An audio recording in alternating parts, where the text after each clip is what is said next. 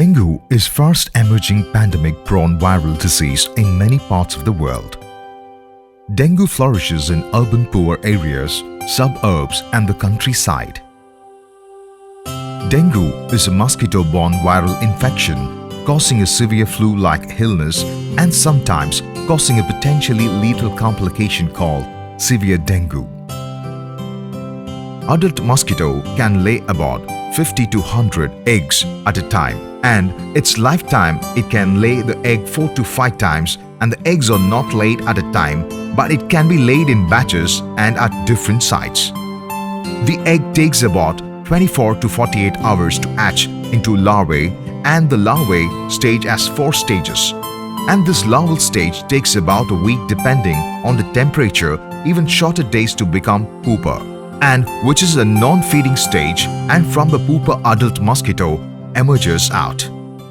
Dengue virus in the 1970s had affected only 6 countries, whereas now in 2017 there are reports from almost 150 countries worldwide. Dengue virus belongs to the family Flaviviridae. It is an RNA virus. There are 4 serotypes of the virus.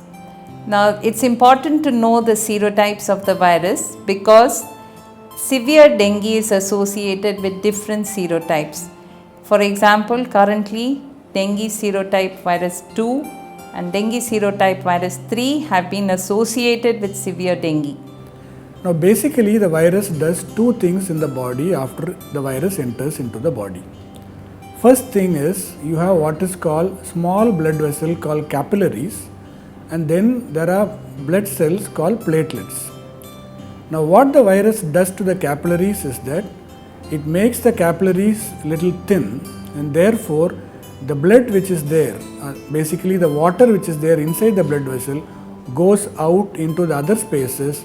Therefore the circulating the blood volume may effectively come down little bit.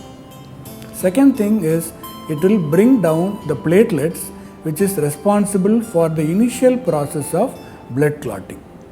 It becomes necessary to have an early diagnosis for dengue disease, for which lot of methods are available, through which quicker diagnosis can be made in about 2 to 4 hours time using a readily available ELISA kits and all that. It is recommended by the government that only ELISA be done and not rapid tests, because rapid tests can cause a high degree of false positivity, which is not useful in ruling in a case of dengue. And now to go on more in detail about the use of real-time PCR, we find that when the patient has viremia in terms of high quantity of virus, which can happen in day 2 or day 3 of illness, then this test will rapidly pick up the patient's virus and will help the clinician in early diagnosis and early treatment. Now it is the progression from probable dengue to dengue with warning signs that is critical. When the patient progresses to warning sign stage, it is only a short step to severe dengue, which can be fatal. So in order to ensure that all cases with warning signs are picked up, we suggest that real-time PCR for dengue be used, as this can be positive during the early phase of illness, even before ELISA for NS1 is positive. This is molecular biology laboratory. So here we are testing dengue by using real-time PCR by both in-house and CDC based real-time PCR. We are receiving blood specimens from the dengue suspected cases in this laboratory through cold chain. So after receiving blood specimens, we will separate plasma by using centrifugation. Then this plasma will be subjected to RNA extraction. Then the extracted RNA will be used for the real-time PCR. After extracting RNA, we will set up the PCR assay in this equipment.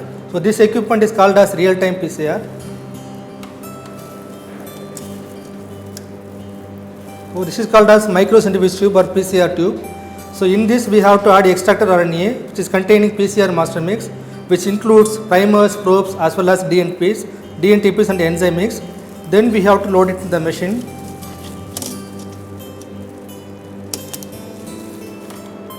So after loading it in the machine, we have to start the run by using the specific software which is installed in this system. So once the run gets over, we will get amplification plot like this. So this signal we are getting based on the fluorescence signal in the real-time PCR assay. So whatever the amplification plot is getting raised like this is indicate the positivity of dengue virus. So when it is become flat like this, it indicate negativity of the virus. So based on this only, we able to get the dengue real-time PCR results. So we can get the dengue results by real-time RT-PCR within 3 to 4 hours from the time of receiving sample. Dengue virus presentation will be like any other fever, where you may have fever. In addition to that, joint pain, muscle pain and headache may be more prominently present in dengue. Now, just because dengue is circulating in the society, it is important that you should not get panic, because more than 90% of the people who get dengue virus, they go through a very ordinary febrile illness. So when you should be cautious. What are the symptoms which should prompt you to go and see a doctor immediately? So they are, since I told the capillaries become thin and the fluid goes outside the capillaries, your blood pressure may go down. So this will present as giddiness. Sometimes it will be reflected as dizziness when you get up from the lying down position. So when you get up from the lying down position, you may feel dizzy. That is one situation where you have to immediately seek a doctor's advice. Second thing is when you have pain in the stomach and you are not able to take any liquids and you have multiple episodes of vomiting. So that is the second situation where you have to immediately seek a medical attention. Third one is bleeding from any part of the body. It can be from the mouth, it can be in the urine, or it can be in the motion, or big bleeding in the skin. These situations, again, you have to consult the doctor as early as possible. An aspect that contributes to the severity of dengue, which is the release of cytokines when the patient has high viral load in blood. Now, these cytokines are substances which are found within cells which are infected by the virus, which I had earlier explained. Macrophages and dendritic cells get infected by the virus, and through a series of steps, as the virus is replicating in these cells, these substances are released. The cytokines are in nature pro-inflammatory and anti-inflammatory, that is, they represent the Th1 and Th2 type of response. Now, classically, severe dengue is associated with Th2 type of response. However, we do find that there can be a slight modification in this response which contributes to severity other than the viral load. We are going to look into more details regarding the cytokine response. This was based on another study that was done at Sri Ramchandra, which is the basis of the doctoral thesis of Dr. Gopal Swami, and we will explain to you how cytokines can be used as an early biomarker for detection of dengue, and this is very important, especially in the context of the viral load, especially in the context of acute versus convalescent individual. Convalescent is one who is recovering from the disease. So during the acute phase, if blood is collected and we look for certain cytokines, and then again during the convalescent phase, we find that certain cytokines have been cleared from the body, which suggests patient is recovering. If the certain cytokines are persisting, it suggests that patient is likely to develop severe dengue. The only main treatment is adequate water intake. Water intake can be in the form of just water, or it can be juices, preferably apple, pomegranate or any other fruit which does not increase your gastric acidity. Ensure that you have to take a fluid of around 2.5 to 3 liters for an adult who is weighing about 50 kg body weight. If they are children, it should be modified accordingly as per their weight. This is the primary thing you should do in the first 2 or 3 days. Even the doctors will advise you on the same thing. The other treatment modality will be additional support for complications of dengue. As I told you, the complications of dengue is relatively rare, and it is as a result of mainly the decrease in the BP. So this can affect many of the organs, like the heart can be affected. Since the blood pressure goes down, the kidney can be affected. This can also affect the liver. So we call it as organ dysfunction secondary to hypotension. This can be prevented by adequate water intake in the first 3 days. But if it could not be prevented, and if a complication happens due to lack of prevention, we give them intravenous fluids to correct it and support therapy for the organ dysfunction.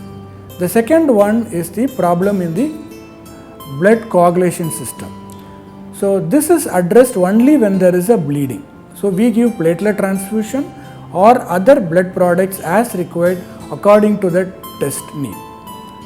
So basically, as a patient, what you should know is that when dengue is circulating, ensure that you take water intake of 2.5 to 3 liters and seek medical attention when you are not able to take this water intake as a result of vomiting or abdominal pain, or if you have dizziness, or if there is any bleeding.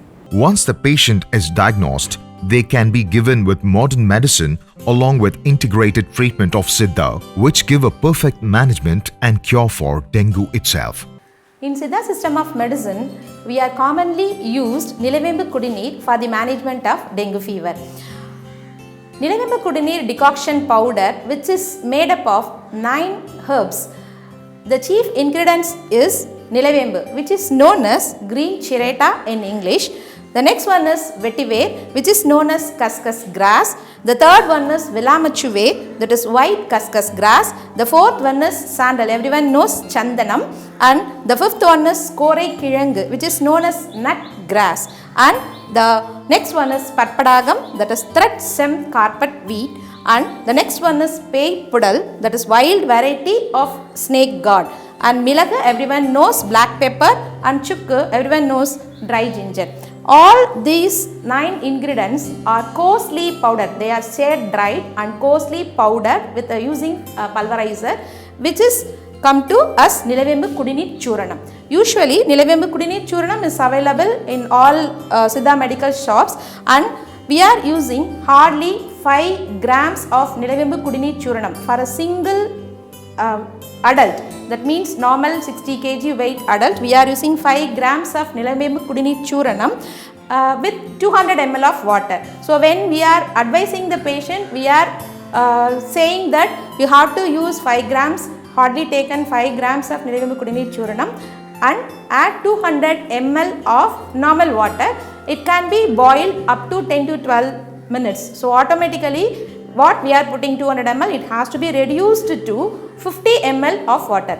This is enough for a single dose, that means for 60 kg adult patient. So 2 times daily 50 ml, which can be consumed empty stomach. Preferably empty stomach is advisable for the perfect action of Nilavembu Kudineer. If the patient is having some gastric irritation or any gastritic problem, we are advising the patient to take the kashayam after food, that is hardly half an hour or 1 hour after taking the food itself. So for the management of dengue fever, we are advising the patient to take this Nilavembu Kudineer for morning and night, that is 2 times daily 50 ml for 5 to 7 days according to the severity of the disease. For children, we are calculating the dose according to the weight and the normal constitution of the children. Below 18 years, we are advising 30 ml. 12 to 18 years, we are advising 30 ml 2 times daily, and below 12 years, we are calculating as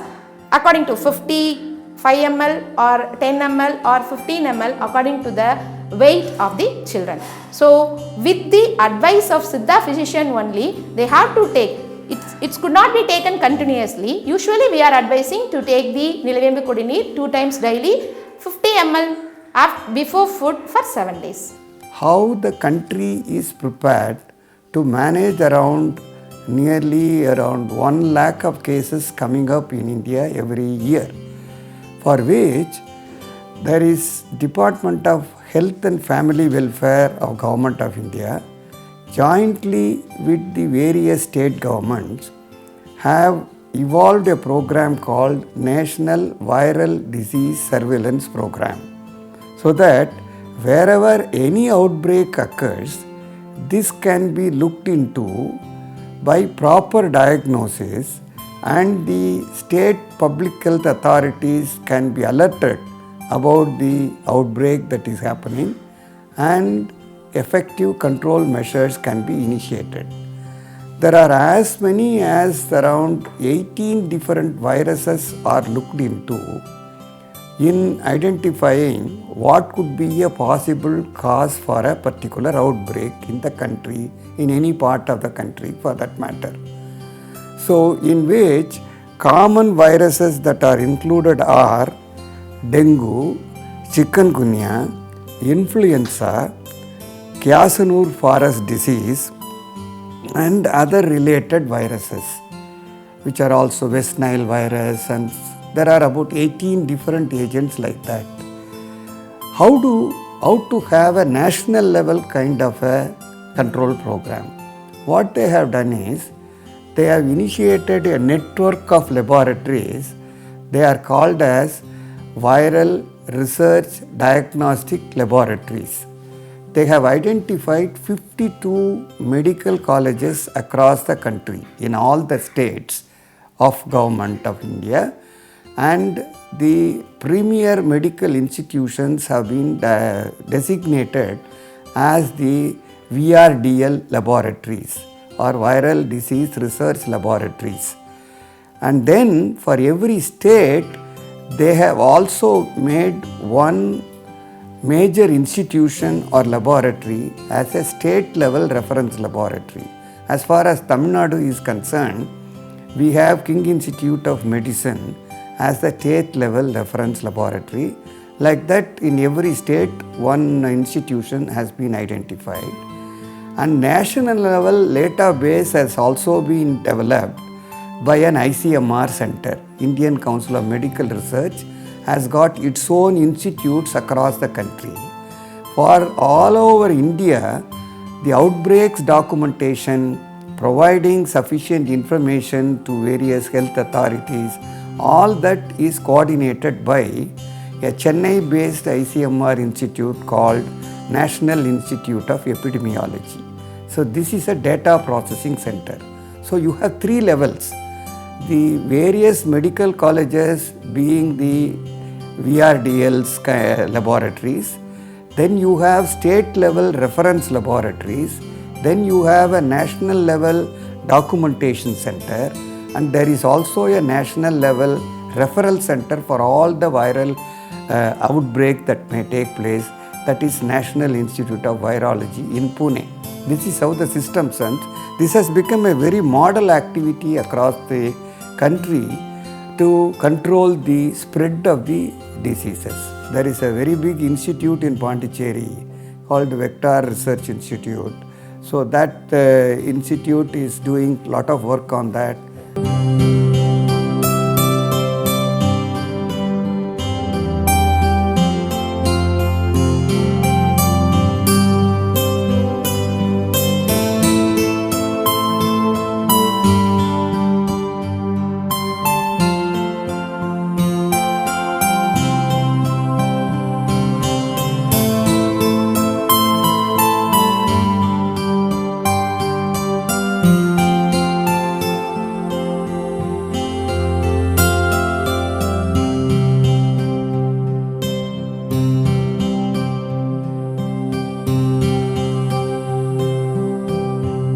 For dengue control of prevention of transmission, that means control of the vector which transmits the disease is important. That is the only way you can prevent disease transmission or incidence of dengue and prevention of spreading of the dengue disease. So, how to control? So, as I told you earlier, the dengue mosquito breeds in water in the containers. Where there are varieties of containers, you have discarded containers and you have also storage containers. So, it breeds in storage waters as well as rainwater collected in discarded containers. So, by preventing the mosquito breeding, vector breeding in these containers, we can control the population, vector population. And so the number of mosquitoes which are produced from emerging out from these containers, if they are reduced, so then the number of mosquitoes which are biting the human population can be reduced, and that will reduce the transmission of the disease. Now, the main strategy for control of breeding of this vector is source reduction. Source reduction means that you have to have a safe storage, water storage practice. Keep the water storage containers closed so that the mosquitoes do not lay eggs. So we have to keep the water storage containers closed so that it will not have access to the mosquito vectors. Then second is we have to avoid accumulating unused discarded containers thrown here and there in our house premises. So in short, actually the solid waste management is important to prevent vector mosquito breeding and control of dengue. We can also take other personal precautionary measures by using mosquito net during daytime, especially for infants who will be sleeping in the daytime, as this is a daytime biting mosquito. We can also use, when we go outside, we can also use repellents or wear long sleeve cloths so that the exposure to human mosquito bites will be minimal. The most important aspect is that the source reduction is by environmental management, by reducing the source and by maintaining good water storage practice, we can control vector mosquito breeding and vector.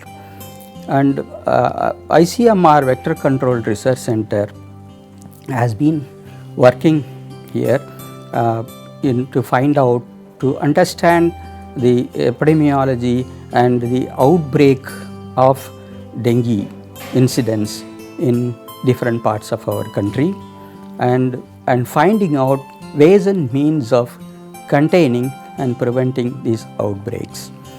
And VCRC also is engaged in developing new vector control strategies, new vector control methods, so that the dengue vector population will be prevented, will be kept at a lower density, or can be reduced and kept under control, so that they will not be able to maintain dengue transmission. Now there are other aspects to dengue. Dengue virus cannot be transmitted by touch or by breathing the same air where another patient with dengue is present. It is only transmitted through bite of the mosquito. Dengue actually kills the patients who are affected mostly between 18 to 40 years, and that is easily preventable by early detection. By maintaining a clean environment inside and outside the houses, I think to a large extent we can control this mosquito.